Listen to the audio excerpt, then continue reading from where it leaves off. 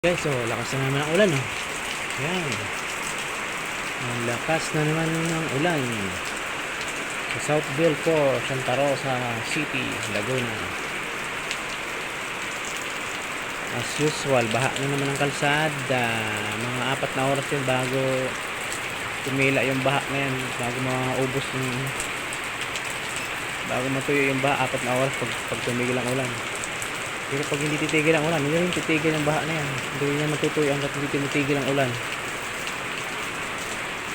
Ayan, baha talaga.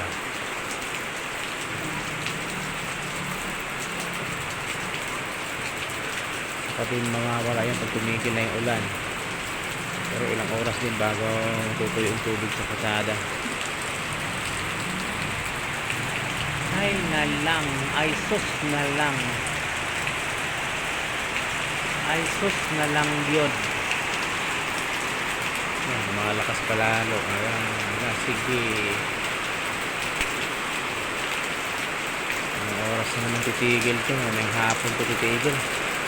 Gabi na rin yan mahuhupa yung baha.